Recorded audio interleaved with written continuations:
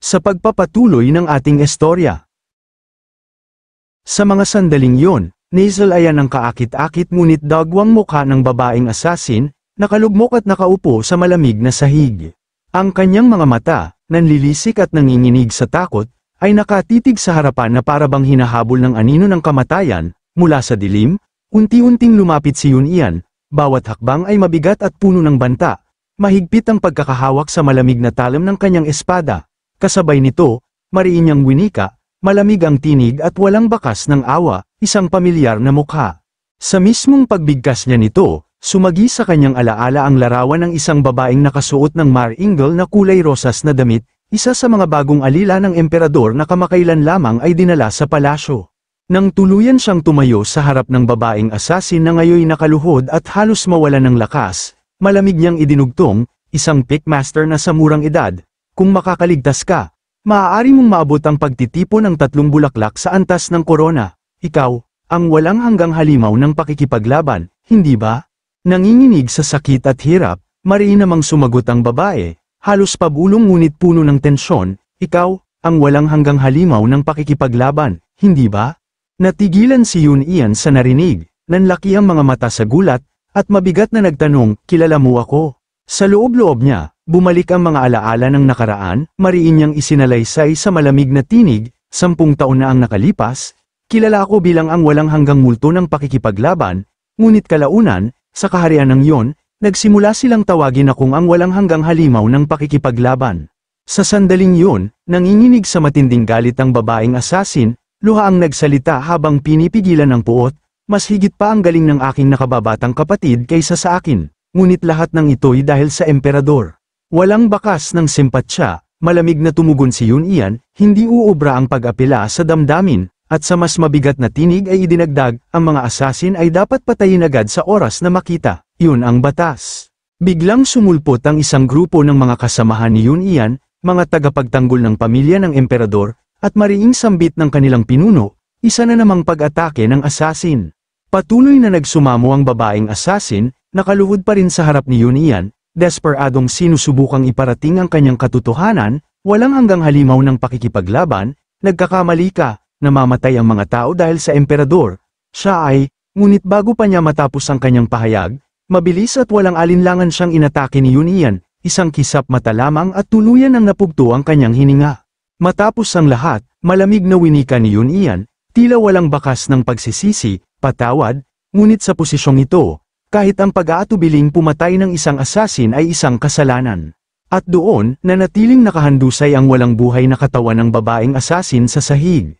Habang si Yun-Ian ay nakatayo sa gilid, malamig ang titig na parabang walang nangyari. Sa labas ng palasyo, sa ilalim ng mahinahong gabi kung saan tanging banayad na simoy ng hangin lamang ang maririnig, tila ba ang buong paligid ay nakahinto. Sa loob naman, makikita ang mga gwardya na akay-akay ang malamig at walang buhay na katawan ng babaeng asasin, upang tuluyan na itong ilabas at itapon mula sa palasyo. Kasabay nito, mariing isinalaysay ni Yun-Ian sa kanyang isipan, pinagsisisihan kong winakasan ko ang ganoong pambihirang talento gamit ang sarili kong mga kamay. Ngunit tinulungan ko ang aking mga kasama upang linisin ang kanyang bangkay. Subalit, bigla siyang natigilan, tila may sumagi sa kanyang alaala, malakas ang kaguluhan kanina. Ngunit ang emperador ay hindi man lang nagising sa kanyang silid, idinagdag pa niya habang tumatambad ang tanawin ng malalaking kedena na mahigpit na nakaselyo sa isang silid, ang silid ng emperador ay tinataka ng mga mahika laban sa anumang tunog, tila ba hindi na niya pinipilit itago na isa siyang cultivator. Patuloy na nag-isip si Yun-Ian habang sa di kalayuan ay mariing nag-utos ang pinuno ng mga gwardya sa kanyang mga tauhan, linisin niyo ng maayos, sa kanyang sarili, idinugtong ni Yun-Ian. Ngunit matagal nang alam ng Imperial Shadow Guard ang kanyang tunay na katauhan, ang mga nakarating na sa tugatog ng kapangyarihan ay madaling nakikita ang saklaw ng isang cultivator. Huminga siya ng malalim, ibinaba ang tingin at nagmuni-muni, isa lamang itong karaniwang misyon, kaya't binantayan namin siya ng walang reklamo, ngunit nitong mga nakaraang araw, dumarami ang mga tangkang pagpatay sa emperador. Muli siyang nagsalita sa sarili habang mula sa itaas ay tanaw ang buong kaharian ng Yon sa ilalim ng liwanag ni Haring Araw, ngunit sa ilalim ng kanyang pamumuno, lalo pang umunlad ang kaharian, may mga mahihirap, ngunit kakaunti lamang ang tuluyang napariwara o naging tulisan. Sa sandaling yun, seryosong tinitigan ni Yun Ian ang isang matulis na sandatang ginamit ng babaeng asasin at muling nag-isip, sino kaya ang patuloy na nagpapadala ng mga asasin laban sa kanya? Ang babaeng ito ay gumamit ng mabagsik na lason, at may halong pagtataka niyang idinugtong, kilala rin niya ang aking alias, at mula pa siya sa kaharian ng yon. Makalipas ang ilang sandali, malinis na ang silid na kanina lamang ay pinangyarihan ng kamatayan, tila walang bakas ng laban, si Yun Ian ay nakatalikod na, naglalakad palayo sa bulwagan, at mariing bamulong, darating din ang panahon at malalaman ko, ang dahilan ng pagpasok ko sa palasyo ay upang magtipon ng impormasyon tungkol sa mga cultivator. Lumipas ang 10 taon, sa ilalim ng maliwanag at magiliw na araw, tanaw mula sa labas ang marangyang main hall ng imperyo, mariing isinalaysay ni Yun Ian, nakuha ko ang tiwala ng emperador sa pamamagitan ng walang sawang pagbabantay, at ginamit ko ang kapangyarihang yun upang mag-ipon ng impormasyon mula sa iba't ibang sulok ng palasyo. Habang abala siya sa pagbabasa ng mga aklat sa loob ng kanyang silid, idinagdag niya, totoo, imposibleng makuha ang pinakamalalalim na lihim, ngunit sa pamamagitan ng pagsasama-sama ng mga dokumento ng pamahalaan, natagpuan ko ang isang pahiwatig tungkol sa angka ng mga cultivator. Sa puntong ito, makikita ang anyo ni Yun Ian na ngayon may manipis na balbas sa kanyang mukha. Bamantong hininga siya at mariing nagwika, sa wakas, natagpuan ko ang rehiyon kung saan naninirahan ang mga cultivator. Pagkatapos, itinaas niya ang ulo at umiling, may bahid ng pagkadismaya sa kanyang tinig habang nakaupo, sa totoo lang, halos imposibleng makakuha ng impormasyon tungkol sa kanila, ngunit mas mabuti na ito kaysa noong ako'y isang strategist sa Marshall Alliance. Patuloy na winiwika ni Yun Ian habang tanaw ang kanyang espada na nakatindig sa gilid ng silid, tila handang sumabak anumang oras, at sa halos gabi-gabing tunay na labanan, marahil ay maabot ko pa ang pagtitipon ng 3 bulaklak sa antas ng korona sa buhay na ito. Idinugtong pa niya habang hawak-hawak ang isang makapal na aklat, sunod ay ang ulat mula sa talaan ng sambahayan, ano? Binuklat niya ito at binasa ng malakas ang nakasulat, sa ika-33 taon ng kalendaryong Heian, dahil sa kanyang kamahalan, nabawasan ang bilang ng mga ulila at pulubi, at tuluyang naglaho ang mga pangkat ng tulisan. Nang mabasa ito, bahagyang natigilan si Yun Ian, may halong pagtataka sa kanyang tinig, galing ito sa isang tanggapan ng pamahalaan. Ngunit, bakit parang napakabahala ng pagkakasulat? Huminga siya ng malalim, saka mariing nagsalita na tila may napagtanto, may nawawalang mahalagang punto, paano nga ba nabawasan ang bilang ng mga pulubi? Matalim ang titig ng kanyang mga mata habang idinugtong, namatay ba sila sa gutom? Kung nagkaroon ng malawakang taggutom, nalaman ko na sana noon pa.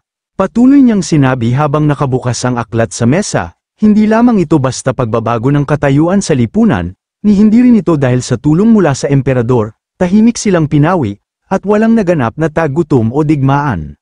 Sa isang iglap, sumagi sa kanyang isipan ang huling sinabi ng babaeng asasin bago niya ito pinaslang, ang mga tao ay namamatay sa utos ng emperador. Makikita si Yun Ian na naglalakad, dala-dala ang mga patong-patong na aklat upang isauli sa kanilang kinalalagyan. Kasabay nito, mariin niyang iniisip, kakaiba, hindi isang pantas ang emperador. Ngunit sapat ang kanyang kakayahan, idinugtong pa niya na may halong pagtataka, kung gayon, saan napunta ang lahat ng mahihirap na pinawi. Dahan-dahan niyang inilapag ang mga aklat sa mesa at nagpatuloy, kung pati ang mga tanggapan ng pamahalaan ay walang alam, maaaring may kaugnayan nito sa angka ng mga cultivator, ang mga puwang sa impormasyon ay palaging nauuwi sa kanila. Pagkatapos, tumayo si Yun Ian sa tabi ng bintana, huminga ng malalim at mariing nagsabi, ipapaubaya ko ang mas malalim na pagsisiyasat kay Kim Young-hun. Lumipat ang eksena sa Marshall Alliance, kung saan matatanaw ang isang marangya at matayog na estruktura na tila simbolo ng kapangyarihan at karangalan.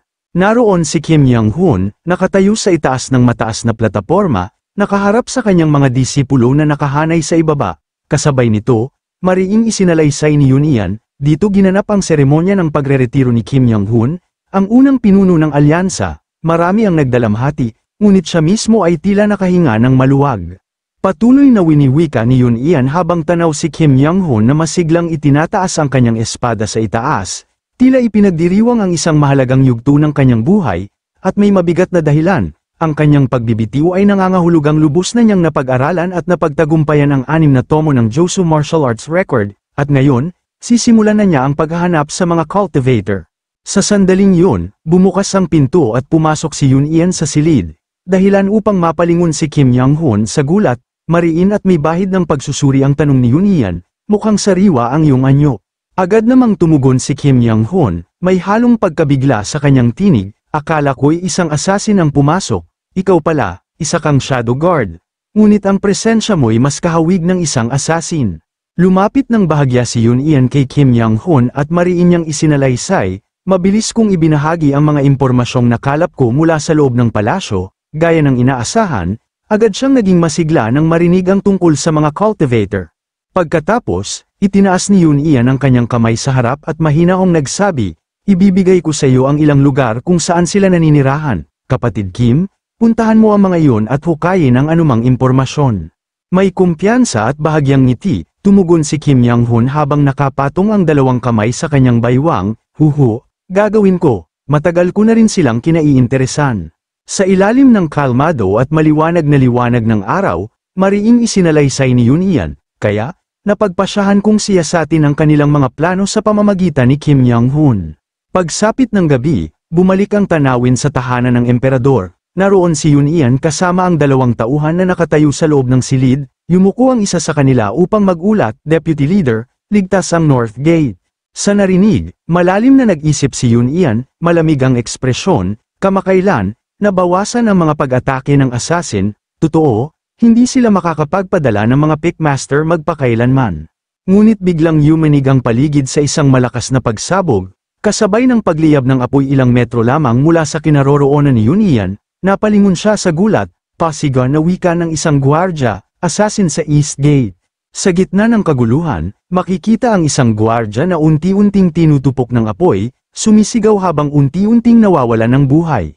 Mula sa dilim, lumitaw ang kalaban, isang nilalang na may buhok na kulay asul, lumulusob na may malamig na titig, mariin itong winika, lahat ba ay pickmasters? May panunuyang idinagdag habang nakalutang sa ere, nakaharap sa pangkat ni Yoon Ian, nakakainis, dahil sa lintik na chic na yun, hindi gumagana ng maayos ang aking mahiwagang pagtatago.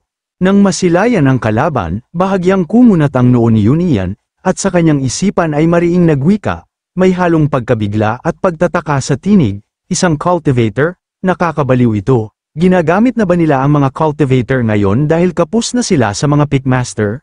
Samantala, isang gwardiyang nasa katanghaliang gulang ang malakas na sumigaw, tinig na umalingaw-ngaw sa paligid, isang cultivator, lahat, maghanda sa pinakamataas na antas ng pagbabantay. Nang marinig ito, ngumisi ng may paghamak ang cultivator, taas noo at malamig ang tingin habang mariing nagsalita, mga hanggal, naglakas loob kayong hamanin ako, idinugtong pa niya, habang mahigpit na hawak sa dalawang kamay ang mga papel na talisman, ang mga pickmaster na nakalaban ninyo noon ay mga cultivator lamang sa unang yugto ng Chirifinang. Pagkatapos, bigla niyang inaktiba ang kanyang kapangyarihan, sa isang iglap, naglutangan sa paligid niya ang napakaraming talisman na tila sumasayaw sa hangin, mariin niyang ipinahayag, tinig na puno ng yabang, ngunit ako ang nag-uutos sa Chirifinang Stage 2. Dagdag pa ng cultivator, habang makikita sa magkabilang kamay ang tig-isang talisman na unti-unting nilalamon ng apoy, pagkatapos kong patayin kayong lahat, pupuntahan ko naman ang batang yun mula sa sangay ng pamilya Macri. At sa isang kisap mata, mabilis niyang pinakawalan ang mga talisman patungo kina Yoon Ian at sa kanyang pangkat, sumabog ito ng may nakabibinging dagandong. Kasabay ng pag-alo ng naglalagablab na apoy na tila mula sa mismong impyerno, ang mga gwardya ay napasigaw sa matinding sakit, isa-isang bumabagsak habang tinutupok ng apoy ang kanilang mga katawan. Sa sandaling yun, ngumisi ang cultivator ng may panunuya, worry na sisiyahan sa mga hiyawan at paghihirap ng mga gwardya ng emperador. Ngunit sa ibaba, matatag na nakatayo si Yoon Ian, mahigpit ang hawak sa kanyang espada, at ni isang gasgas ay wala sa kanyang katawan. Nang makita ito, muling kumunat ang noo ng cultivator at mariing nagtanong, ikaw, napigilan mo ko? Idinugtong pa niya, habang nakatitig sa mga mata ni Yoon Ian na puno ng determinasyon, dahil lang sa isang pagharang, naglalakas loob ka ng magmukhang matapang, isang hamak na uod, pagkatapos, tumindig ng matuwid ang cultivator, taas noo at may halong paghamak sa titig, nakatuon lamang kay Yoon Ian na tila ba siya ang tanging hadlang sa kanyang landas.